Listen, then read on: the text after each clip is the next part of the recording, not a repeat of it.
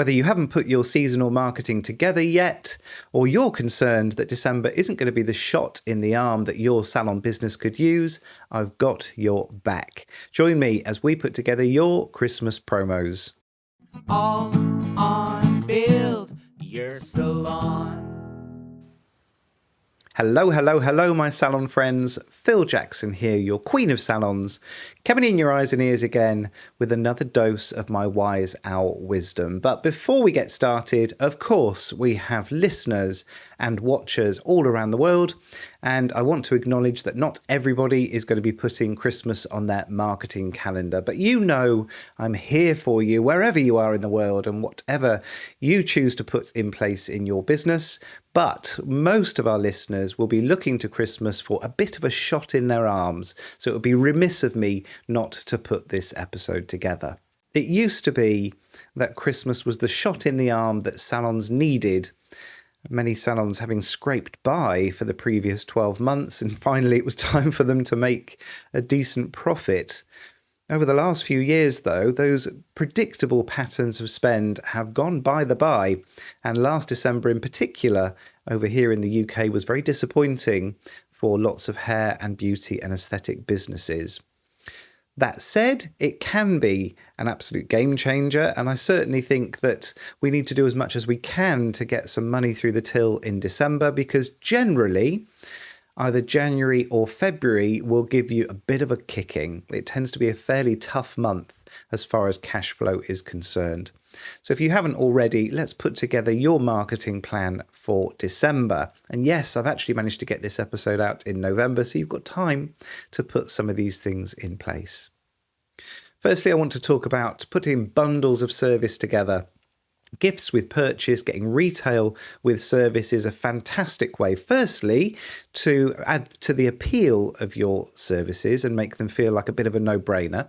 Secondly, it means that we're not discounting too heavily. We're not putting huge discounts in place to keep you busy through December. And thirdly, it's also a really good way to switch people on to retail products that might otherwise not be using professional products at home.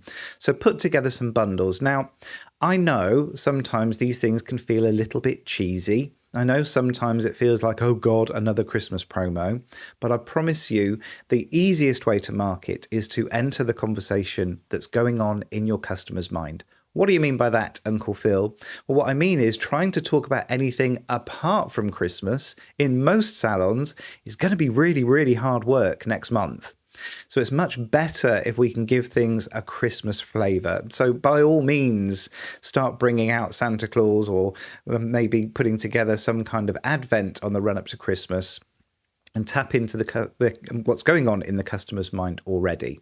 Now, I have put together Advent promos before. So we have run Advents where basically we had 24 promotions running on the 24 days before Christmas.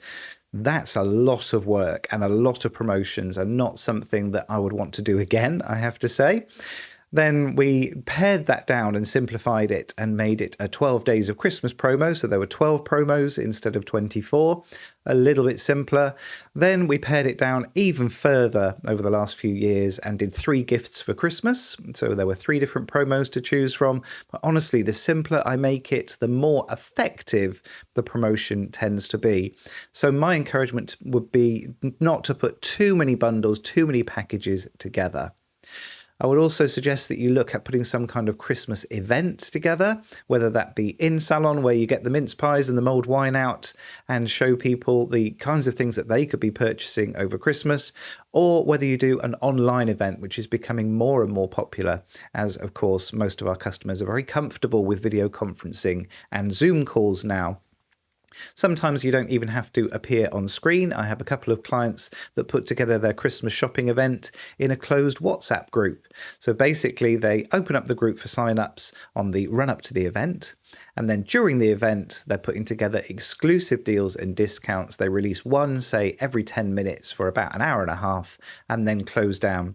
And it's a really good, high profit exercise in terms of being able to sell lots of products and service, but without too much time commitment or asking your team to stay behind for a live event. So have a think about putting some Christmas packages together. Next, I want to talk about gift card promos, and I wouldn't run this if you've put a gift card promo together for Black Friday, but gift cards can be a really useful addition to help boost your cash flow in December. Now, bear in mind, anytime we're selling a gift card, we do have to service that client. We will have to fulfill our part of the deal a little bit later on, but usually gift cards, if they're going to be used, will be used in January and February, and generally, in most salons, one or the other of those months will have lots of spare capacity, lots of utilization for you to use up. So I think a gift card promo can be brilliant for your cash flow. It also helps all of those useless husbands who have forgotten to buy their wives something over the Christmas period. It helps them with some last-minute gift ideas. I would also suggest putting gift cards together, not just for amounts, but also for particular services. Sometimes it's a little bit easier for people to visualize how pleased a loved one is going to be if a gift card is attached to a service rather than just a nice round amount. What I quite like doing, rather than discounting gift cards over the festive period, though, is giving a bonus voucher.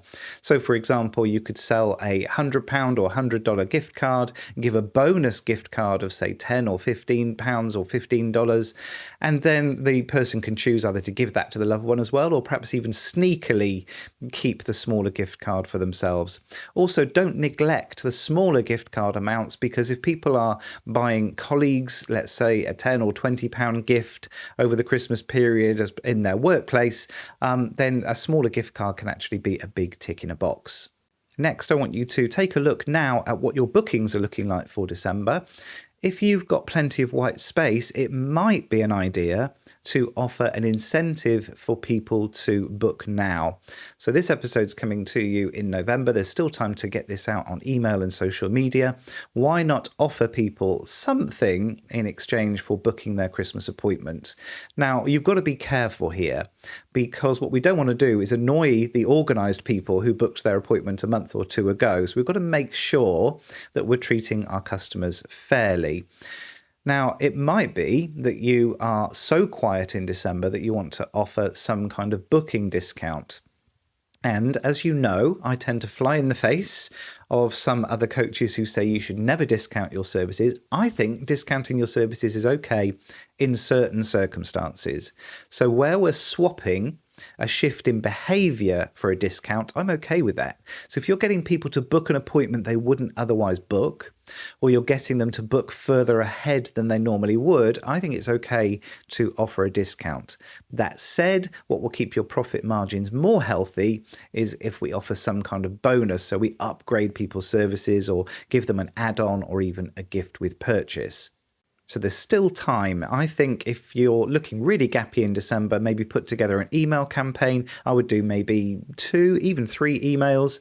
So basically release the fact that you're offering this bonus, this incentive in exchange for people booking. Of course, if it's email marketing, you should be able to target only those people who don't have bookings already. And then I would close that off maybe at the very end of November. So I'd send another email perhaps on the 29th, just saying if you don't take advantage of this now, you're going to lose this exclusive discount or this exclusive bonus. And let's get a few more bookings in. Incidentally, I was talking to a salon owner, a hair salon owner the other day, one of my coaching clients, about how Christmas used to be. And it used to be that Christmas Eve was an absolute buzz in the salon, and we always used to do fancy dress on Christmas Eve, and the mince pies were out and the mulled wine was there, and everyone was in a very jolly mood. Lots of our clients were popping in, even if they didn't have appointments, to drop off cards and gifts or Christmas tips. And we used to turn the music up a little bit, and everybody was fighting for those appointments. And my client was kind of wringing their hands and saying that things aren't how they used to be. But do bear in mind that it's your job to bring the atmosphere back. And it might take 2 or 3 years to get back to that place again. But what we need to make sure is that the salon is the place to be on Christmas Eve, and make sure that we're delivering such an exceptional experience, that it's such great fun, that actually a visit to the salon is the perfect way to kick off your Christmas break and actually make it so that people want to be there.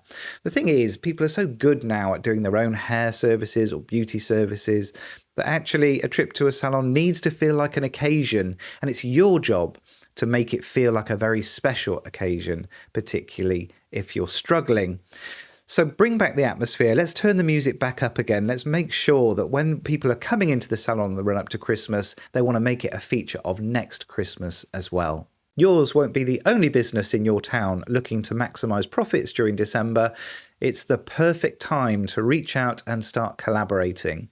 So start having a look at the local business landscape, and what you're looking for is businesses that complement yours. So what that means is they're not in direct competition with you, they're offering products or services that don't clash with yours, but they have a similar target market. So whether that be local restaurants or coffee shops, or whether that be something a little bit more on the retail line as far as, let's say, a clothes shop in your town is concerned, they've got a similar clientele to yours. Why not start putting bundles of services and products together across businesses? You get 2 or 3 of you working together, you can put together some amazing bundles or deals. And also it's a really brilliant way of tapping into other people's clientele. Now, you're not going to be able to email other people's clients because GDPR and all those good things, and people are entitled to have their details handled very delicately these days, and quite rightly so. But that doesn't mean that that business or service could not be emailing about the bundle that includes your products or services. So they could be emailing their clients, telling their clients about your amazing experiences. My advice here is to stick with the independents, stick with the smaller businesses. They're the ones that care more, and they'll do this properly, as I'm sure you will too. And finally, what if December's already super healthy? What can you help us do, Uncle Phil? What should we be marketing if we don't need to fill the white space? Well, aside from your gift card promo, which I think is brilliant because it's a way of getting more money through the till without having to carry out service, why not look at running some kind of festive contest or competition? It could be a brilliant way of getting email addresses that you can market to in the new year, in the quieter months. So put together a tasty prize, but reach out beyond your usual clientele. Try and get some new client details ready for us to market to in the new year. Be generous with this kind of thing. Think about how much each extra new client is worth to you. I personally would have a generous prize, but then why not also offer a small discount to everybody who entered to encourage them through the doors in January, February.